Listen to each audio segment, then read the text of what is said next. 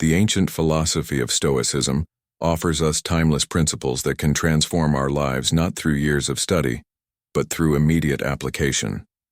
These teachings, developed over 2,000 years ago, provide a practical framework for navigating our modern world with resilience, wisdom, and inner peace. The happiness of your life depends upon the quality of your thoughts, wrote Marcus Aurelius in his personal journal, never imagining his words would guide millions centuries later. This fundamental Stoic insight reveals the first principle: our perceptions shape our reality. By taking control of our thoughts, we begin the transformation of our lives. The Stoics understood that true power comes not from controlling external events, but from mastering our internal responses. As Epictetus, once a slave who became a renowned philosopher, taught, "Make the best use of what is in your power and take the rest as it happens." This distinction between what we can and cannot control forms the cornerstone of Stoic practice. Consider how often we exhaust ourselves trying to control circumstances beyond our influence: the weather, other people's opinions, global events. What if, starting today, you redirected that energy toward what you can genuinely control?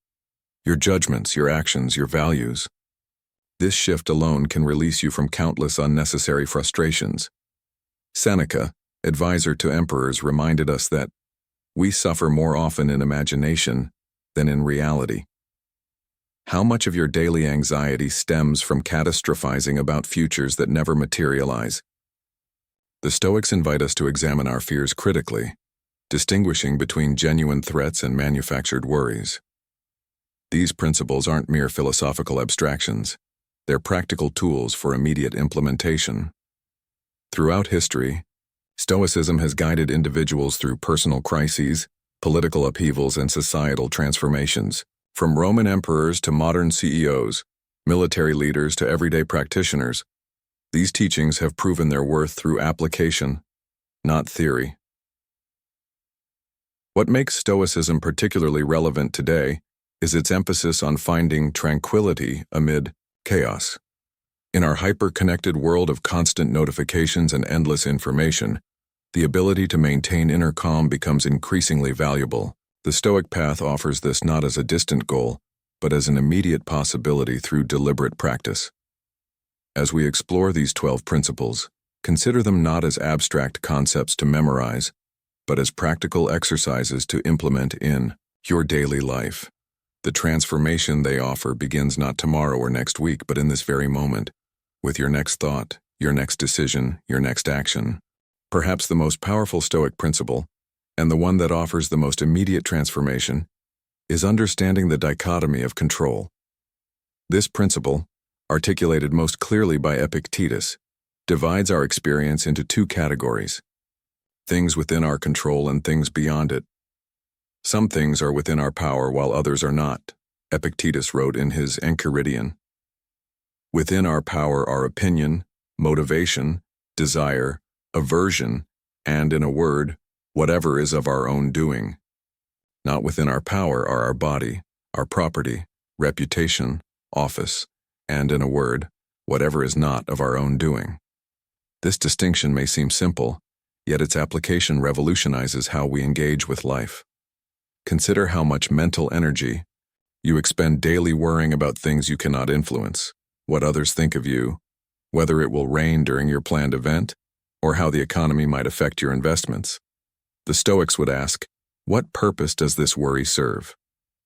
Instead, they propose redirecting that energy toward what you can control: your judgments about events, your voluntary actions, and your character. This shift isn't merely philosophical, it's neurological. By focusing on your sphere of influence, you activate the prefrontal cortex, the brain region associated with rational decision-making, rather than the amygdala, which triggers stress responses. You have power over your mind, not outside events. Realize this and you will find strength, Marcus Aurelius reminded himself. This isn't passive resignation, but active engagement with reality as it is, not as we wish it to be. How might this look in practice? When facing a challenging situation, perhaps a critical performance review at work or an unexpected financial setback, pause and ask, what aspects of this can I control? You can control your preparation, your response, your willingness to learn and adapt. You cannot control the ultimate outcome, others' opinions, or external circumstances. Seneca offers practical wisdom here. The greatest obstacle to living is expectancy, which hangs upon tomorrow and loses today. By focusing on what you can influence now, you reclaim the present moment from anxiety about an uncertain future. This principle extends beyond individual challenges to relationships. Much interpersonal conflict stems from attempting to control others' thoughts, feelings, or behaviors, all beyond our sphere of influence. By recognizing this boundary, we can engage more authentically, respecting others' autonomy while taking responsibility for our own actions and responses. The dichotomy of control isn't about passive acceptance, but about strategic allocation of your most precious resources, your attention and energy. It's about distinguishing between productive concern and unproductive worry. This distinction alone can transform your experience of life, not gradually over years, but immediately upon application. Among Stoicism's most powerful yet counterintuitive practices is negative visualization, what the ancient Stoics called premeditatio malorum, or the premeditation of evils. This practice involves deliberately contemplating potential hardships, losses, and challenges not to induce anxiety, but paradoxically, to cultivate appreciation and resilience. Begin each day by telling yourself, "Today I shall be meeting with interference, ingratitude, insolence, disloyalty, ill will, and selfishness," Marcus Aurelius advised himself. This wasn't pessimism, but preparation, a mental rehearsal that strengthens our ability to face adversity with equanimity. The modern mind might resist this practice, conditioned as we are by positivity culture to avoid negative thinking. Yet the Stoics understood a profound psychological truth. By contemplating potential losses, we simultaneously deepen our gratitude for what we currently have and develop resilience for when challenges inevitably arise. Consider implementing this practice in your daily life. Take a moment each morning to reflect on what you value, your health, relationships, work, comforts, and gently contemplate their impermanence. This isn't morbid rumination, but a reminder of life's fragility and preciousness. As Seneca noted, "He who fears death will never do anything worthy of a living man." This practice works through several psychological mechanisms. First, it triggers the contrast effect. By imagining the absence of something good, you appreciate its presence more deeply. Second, it activates emotional inoculation.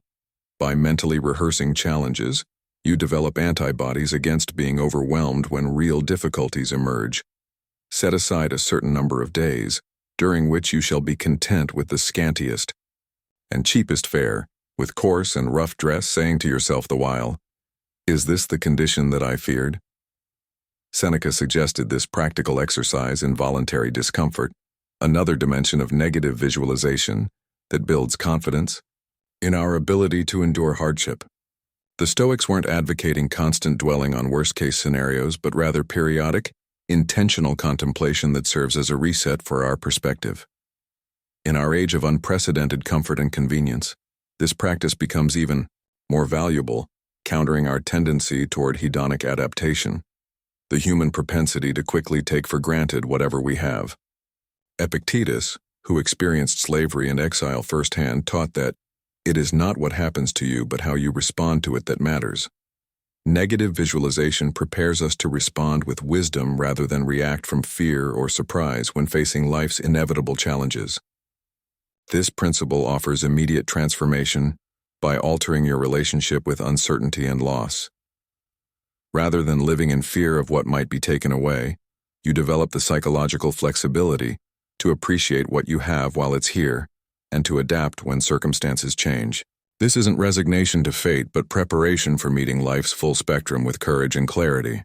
The Stoics developed a powerful contemplative practice known as the view from above, a mental exercise that expands our perspective beyond immediate concerns to see our lives within the vast context of time and space. This shift in perspective doesn't diminish our individual experience, but rather places it within a meaningful cosmic framework. Marcus Aurelius described this practice vividly.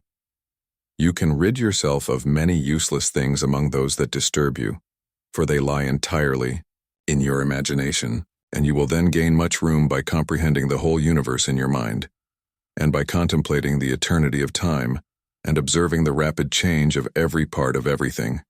How short is the time from birth to dissolution, and the illimitable time before birth as well as the equally boundless time after dissolution. This cosmic perspective serves as an antidote to the mind's tendency to magnify immediate concerns beyond their true significance. When caught in traffic, frustrated by a minor setback or consumed by workplace politics, the view from above reminds us of our place within the immensity of existence. Imagine yourself rising above your current situation, seeing your city from above, then your country, then the earth itself, a blue marble suspended in the vastness of space. From this perspective, many of our urgent concerns reveal themselves as remarkably transient. This isn't to invalidate genuine challenges, but to place them within a context that allows for wiser responses. Seneca emphasized this perspective when he wrote, "The whole universe is a mere point." This isn't nihilism, but liberation, freedom from being consumed by matters that, in the grand scheme, may not deserve the emotional energy we invest in them. The view from above operates on multiple scales. We can zoom out spatially, considering our place in the cosmos, or temporally, reflecting on the brief span of our lives against the backdrop of history and future generations. As Marcus Aurelius reminded himself, "Soon you will have forgotten all things, and soon all things will have forgotten you." This principle transforms our lives immediately by recalibrating our emotional responses. The promotion you didn't receive, the critical comment that stung, the material possession you coveted. When viewed from this expanded perspective, many sources of suffering lose their power to disturb your tranquility. Yet this cosmic perspective doesn't promote disengagement. Rather, it invites us to participate in life with the wisdom that comes from seeing beyond our limited viewpoint. As Epictetus taught, remember that you are an actor in a play which is as the playwright wants it to be. For this is your business, to play well the given part, but to choose it belongs to another. The view from above reminds us that while our individual roles may be brief, they contribute to the unfolding human story. This awareness can infuse even ordinary actions with meaning. We act not merely for our temporary satisfaction, but as participants in the greater human project.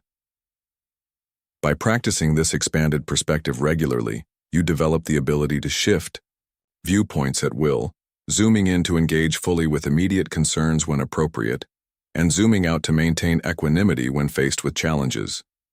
This cognitive flexibility is at the heart of Stoic wisdom and offers immediate transformation in how you experience your life.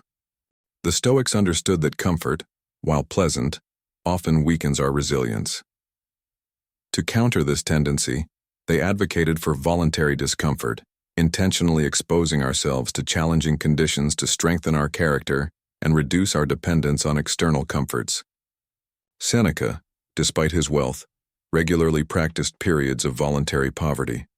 Set aside a certain number of days, during which you shall be content with the scantiest and cheapest fare, with coarse and rough dress, saying to yourself the while, "Is this the condition that I feared?" This practice wasn't self-punishment, but practical training and resilience. In our modern world of convenience, this principle becomes even more valuable. Consider how you might implement this in your life. Perhaps taking cold showers occasionally, fasting for a day, sleeping on the floor, or walking instead of driving.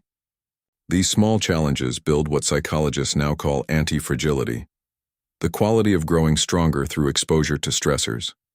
Musonius Rufus, the teacher of Epictetus, emphasized that we must undergo hardship and train ourselves, both physically and mentally, to face that which is difficult without complaint. This training isn't about seeking suffering for its own sake, but about developing the inner strength to face life's inevitable challenges with equanimity. The transformation this principle offers is immediate and tangible. Each time you voluntarily embrace discomfort, you expand your comfort zone and diminish the power of fear. You discover through direct experience rather than theory that you can endure far more than you thought possible. This practice also cultivates gratitude. After a day of fasting, ordinary food tastes extraordinary. After walking in the cold, warmth becomes not an entitlement, but a gift. As Marcus Aurelius noted, do not indulge in dreams of having what you have not, but reckon up the chief of the blessings you do possess, and then thankfully remember how you would crave for them if they were not yours. Modern research confirms what the Stoics intuited. Intentional exposure to manageable stressors builds psychological resilience. Studies on hormesis, the biological phenomenon where exposure to low doses of stressors triggers adaptive responses, show that voluntary discomfort can improve mental and physical health. This principle extends beyond physical challenges to social ones. Practicing speaking up when it's difficult, admitting mistakes, or requesting feedback all represent forms of voluntary discomfort that build character. Epictetus advised, if you want to improve, be content to be thought foolish and stupid with regard to external things. The key to this practice is intentionality. Random suffering doesn't necessarily build character, but chosen challenges undertaken with clear purpose become powerful tools for growth. Start small. A minor discomfort practiced consistently will yield greater benefits than an extreme challenge attempted once. By implementing this principle, you begin immediately to break the modern equation of comfort with happiness.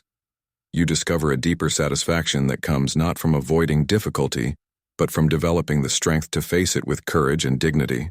This is not just philosophical theory, but practical wisdom that transforms your relationship with discomfort from something to be avoided at all costs to an opportunity for growth and self-discovery. The Stoics, centuries before modern mindfulness movements, emphasized the importance of present moment awareness. They understood that much of human suffering stems from dwelling on the past or anxiously anticipating the future rather than engaging fully with the present reality. True happiness is to enjoy the present without anxious dependence upon the future, wrote Seneca. This isn't hedonistic indulgence, but rather clear-eyed engagement with what is actually happening now. The only moment in which we can actually live and act. Marcus Aurelius advised himself, confine yourself to the present. He elaborated, every hour focus your mind attentively on the performance of the task in hand, with dignity, human sympathy, benevolence, and freedom, and leave aside all other thoughts.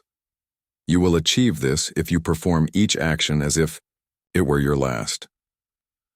This principle of present moment awareness transforms our experience immediately by redirecting our attention from regrets about the past or worries about the future to the reality of now. Consider how much mental energy you expend daily on scenarios that exist only in memory or imagination, rather than engaging with what's directly before you. The Stoic practice of mindfulness differs somewhat from Eastern traditions. While both emphasize present moment awareness, Stoic mindfulness particularly focuses on rational assessment of our impressions. Epictetus taught, make it your practice to say to every harsh impression, you are just an impression and not at all what you appear to be. This combines awareness with active cognitive evaluation. In practical terms, you might implement this principle through regular presence checks throughout your day. Pause briefly to notice your surroundings, your bodily sensations, your thoughts, and your breath. Ask yourself, am I fully here, or is my mind elsewhere? This simple practice, repeated consistently, gradually retrains attention. The Stoics particularly emphasized mindful attention to ordinary activities. As Epictetus suggested, when you are going about any action, remind yourself what nature the action is. If you are going to bathe, picture to yourself the things which usually happen in the bath. This transforms routine activities from mindless habits to opportunities for presence and appreciation. Modern neuroscience confirms what the Stoics intuited, that our minds naturally wander from the present, often toward negative rumination. Research suggests we spend nearly half our waking hours thinking about something other than what we're doing, and this mind wandering correlates with unhappiness. The immediate transformation this principle offers is access to what psychologists call flow states, periods of complete absorption in meaningful activity that represent some of our most satisfying experiences. By training ourselves to engage fully with present activities rather than dividing our attention, we not only perform better, but experience greater fulfillment. Marcus Aurelius captured this wisdom succinctly. Concentrate every minute on doing what's in front of you with precise and genuine seriousness, tenderly, willingly, with justice.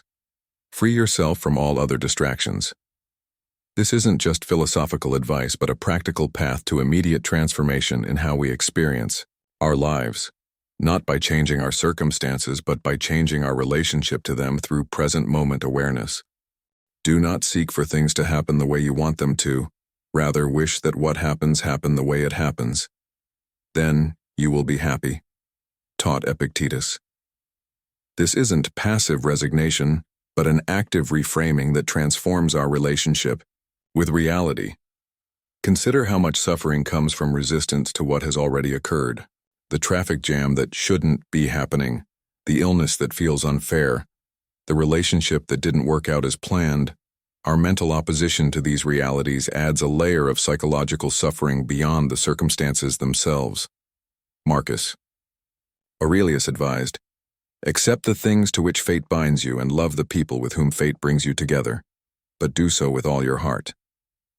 This total acceptance doesn't mean abandoning efforts to improve your situation, but rather eliminating the wasteful energy of resistance to what already is. The transformation this principle offers is immediate. In any challenging circumstance, you can ask, how would I experience this moment if I fully accepted it as necessary and even perfect in its own way? This shift doesn't change external reality, but completely alters your experience of it. Seneca, who endured exile and political persecution, understood this principle deeply. We are more often frightened than hurt, and we suffer more from imagination than from reality. By embracing what happens rather than fighting against it, we access an inner freedom that doesn't depend on favorable circumstances.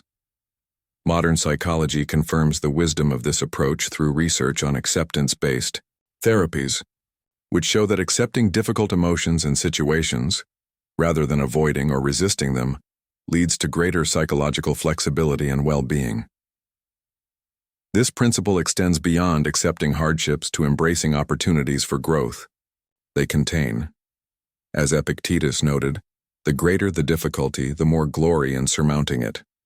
Every obstacle becomes, through the lens of amor fati, not just something to be endured, but a necessary part of your development. Practicing amor fati doesn't mean suppressing authentic emotions or denying pain.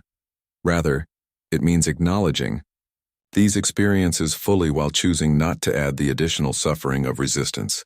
You can feel grief, disappointment, or frustration, while simultaneously accepting that what has happened is now part of your story. The immediate transformation this principle offers is freedom from the exhausting battle against reality, a battle that can never be won. In its place comes a profound peace that flows not from controlling circumstances, but from aligning yourself with them, however they unfold.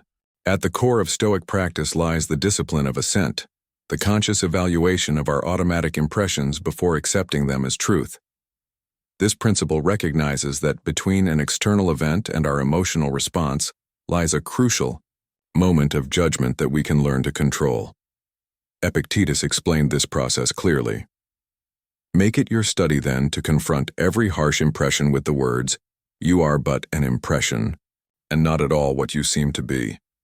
This pause, this questioning of our initial reactions, creates space for wisdom to enter.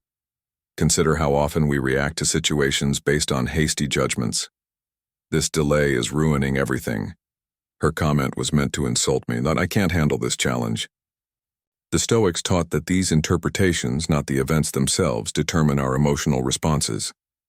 Marcus Aurelius reminded himself, "If you are distressed by anything external, the pain is not due to the thing itself, but to your estimate of it, and this you have the power to revoke at any moment."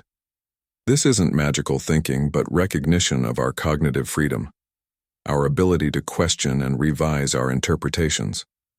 The discipline of assent offers immediate transformation by introducing a crucial gap between stimulus and response. When someone criticizes you, for instance, your first impression might be, "I'm being attacked." The discipline of assent allows you to pause and ask, "Is this necessarily true? Could there be other interpretations? Is this judgment helping me?" Respond effectively. Seneca advised, "We should take a wider view of things and see what each person's character is, not what he wishes to seem." This applies equally to situations.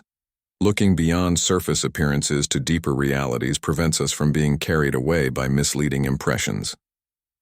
Modern cognitive behavioral psychology echoes this ancient wisdom, teaching that our thoughts about events, not the events themselves, create our emotional responses.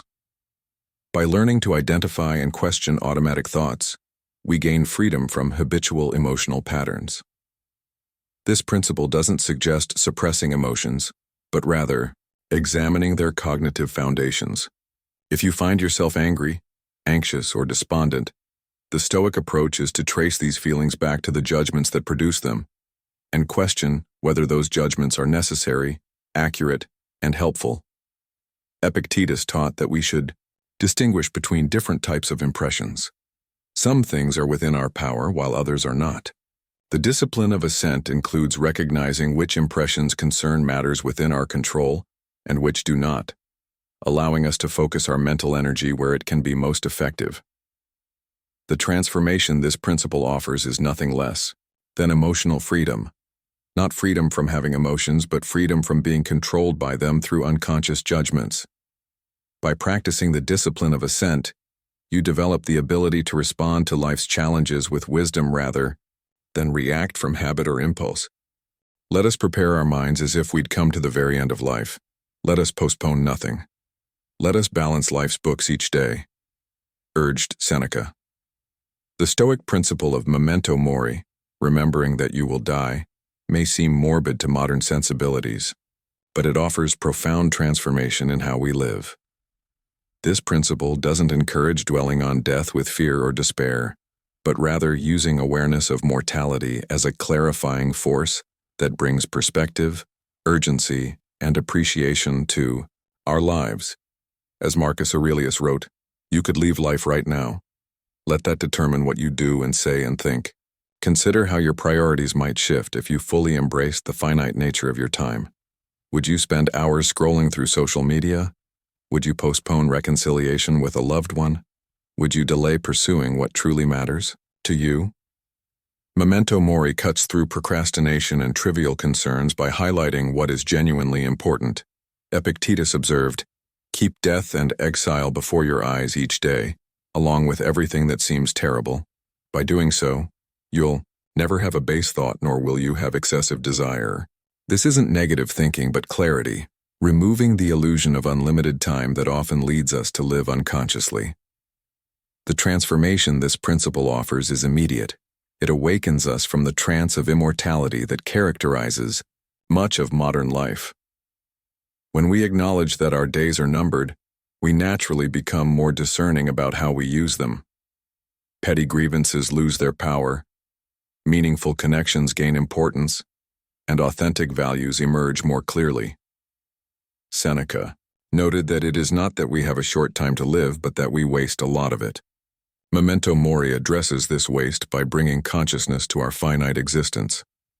Research in terror management theory suggests that constructive awareness of mortality can lead to greater appreciation of life, stronger relationships, and more authentic values. This principle extends beyond personal reflection to how we treat others. When we remember that everyone we encounter is also mortal, facing the same ultimate fate, it naturally evokes compassion and perspective. As Marcus Aurelius reminded himself, "Soon you will have forgotten all things, and soon all things will have forgotten you." Practicing memento mori might involve regular reflection on your mortality, perhaps at the beginning or end of each day. Some Stoic practitioners kept symbols like hourglasses or skulls as reminders. Modern adaptations might include setting calendar reminders asking, "If this were your last year, would you spend it this way?" Or writing a journal entry from the perspective of your final days. The immediate transformation this principle offers isn't morbid, but liberating. It frees us from trivial concerns and awakens us to the preciousness of each moment. As Seneca wrote, "The man who lives every day as if it were his last never longs for tomorrow nor fears it." The Stoics developed a profound understanding of human interconnectedness they called sympatheia, the perception that we are all parts of a greater whole, bound together in a web of mutual dependence and shared humanity. This principle extends beyond mere social awareness to a cosmic perspective on our place in the natural order. Marcus Aurelius expressed this beautifully. Meditate often on the interconnectedness and mutual interdependence of all things in the universe. For in a sense, all things are mutually woven together, and therefore have an affinity for each other. For one thing follows after another according to their tension of movement, their sympathetic stirrings, and the unity of all substance. This principle transforms our experience immediately by expanding our sense of self beyond the narrow confines of individual identity. When we recognize our fundamental connection to others and to nature itself, many sources of suffering, isolation, excessive self-concern, use versus them thinking, naturally diminish. Consider how differently you might approach conflicts if you viewed the other person not as separate from yourself, but as another expression of the same universal nature. As Marcus Aurelius suggested, when you wake up in the morning, tell yourself, "The people I deal with today will be meddling, ungrateful, arrogant, dishonest, jealous, and surly. They are like this because they can't tell good from evil. But I have recognized that the wrongdoer has a nature related to my own." This isn't naive optimism, but a profound recognition that others' flaws stem from the same human condition we share. This perspective doesn't eliminate boundaries or excuse harmful behavior, but it does foster compassion rather than contempt when facing human imperfection. Seneca emphasized this interconnectedness in practical terms. No one can live happily who has regard to himself alone and transforms everything into a question of his own utility. Modern research confirms this ancient wisdom. Studies consistently show that prosocial behavior and a sense of connection to something larger than oneself correlate strongly with psychological well-being. The Stoic view of sympatheia extends beyond human relationships to our place within nature. As Epictetus taught, "You are a citizen of the universe and a part of it, not a subordinate part, but a principal part of it." This ecological consciousness, recognizing ourselves as integrated within rather than separate from the natural world, offers a profound shift in perspective that remains urgently relevant today. Practicing sympatheia might involve regular reflection on your connections to others, how your food, clothing, shelter, and knowledge depend on countless others' contributions. It might mean contemplating how your actions ripple outward, affecting others in ways both seen and unseen. It could involve meditating on your place within the natural systems that sustain all life. The immediate transformation this principle offers is liberation from the prison of excessive self-concern. By expanding your circle of concern and identity, you paradoxically reduce many forms of personal suffering that stem from an overly narrow self-definition. As Marcus Aurelius wrote, "What benefits the hive benefits the bee." Modern psychological research supports this ancient wisdom through studies on character strengths, showing that qualities like honesty, fairness, self-regulation, and perspective contribute significantly to psychological well-being and life satisfaction. Stoics understood that virtue isn't merely about following rules, but about developing an internal compass that guides wise action in any circumstance. As Epictetus taught, first say to yourself what you would be, then do what you have to do. This alignment between identity and action creates integrity that withstands external pressures. This principle transforms our relationship with success and failure. From the Stoic perspective, the only true success is maintaining excellent character regardless of outcomes. As Seneca noted, the wise man looks to the purpose of all actions, not their consequences. Beginnings are in our power, but fortune judges the outcome. Practicing this principle involves regular self-examination. The Stoics recommended evening reviews where you assess your actions against your ideals. Where did you show wisdom today? Where did you lack courage? How might you have been more just or temperate? This honest reflection accelerates character development. The immediate transformation this principle offers is freedom from the emotional roller coaster of external events. When your primary goal is excellent character rather than specific outcomes, you gain stability amid life's inevitable fluctuations. As Marcus Aurelius wrote, "The happiness of your life depends upon the quality of your thoughts." The final Stoic principle focuses on implementation, transforming philosophical understanding into lived wisdom through consistent practice. The Stoics recognized that intellectual agreement with their principles was insufficient. Only through daily application could these ideas transform our lives. For philosophy doesn't consist in outward display, but in taking care of what is needed, that is, in stabilizing one's conviction, taught Epictetus. This emphasis on practical application distinguishes Stoicism from purely theoretical philosophies and explains its enduring relevance across centuries. Seneca emphasized this practical focus. Philosophy teaches us to act, not to speak. He advocated specific practices like voluntary discomfort, evening self-examination, and meditation on philosophical principles. These weren't abstract exercises, but practical tools for developing resilience, self-awareness, and wisdom. The Stoics recommended creating concrete routines that incorporate philosophical practice into daily life. Marcus Aurelius began each day with written reflections, now preserved as his meditations. Epictetus advised his students to respond to challenging impressions with specific philosophical precepts, training their minds through repetition.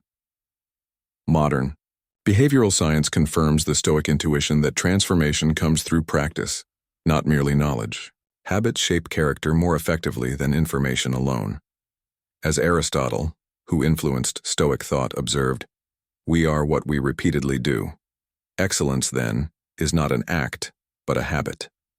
Consider implementing these practical disciplines in your life. Morning preparation. Begin each day by reviewing potential challenges and preparing philosophical responses. Mindful pauses. Throughout the day, take brief moments to check your impressions and realign with your values. Evening reflection. Review your actions, acknowledging both successes and shortcomings without judgment. Philosophical reading. Regularly engage with wisdom literature that reinforces Stoic principles. Voluntary discomfort. Periodically practice. Going without comforts to build resilience. The transformation this principle offers is the bridge between understanding and embodiment. Knowledge alone rarely changes behavior, but consistent practice gradually rewires neural pathways and builds new habits of thought and action. Musonius Rufus, teacher of Epictetus, emphasized this point. Theory which is not followed by practice is better than practice not based on theory, but theory alone is not as effective as when it is combined with practice. This integration of understanding and application creates lasting change. The immediate transformation this principle offers is the shift from passive philosophical agreement to active implementation. By committing to specific practices, however small, you begin the process of embodying Stoic wisdom rather than merely admiring it. As Epictetus taught, if you want to improve, be content to be thought foolish and stupid with regard to external things. Don't wish to be thought to know anything, and even if you appear to be somebody important to others, distrust yourself. This humility, recognizing that we are all works in progress, is the foundation of genuine philosophical practice. The 12 principles we've explored offer not a distant ideal, but immediate transformation through their application. The Stoics understood that philosophy's purpose isn't theoretical knowledge but practical wisdom, the ability to live well regardless of external circumstances. Begin today. Choose one principle that resonates most strongly and implement it in your life. As Marcus Aurelius reminded himself, waste no more time arguing about what a good man should be. Be one. The path of Stoic transformation starts not tomorrow, but now, with your next thought, your next choice, your next action.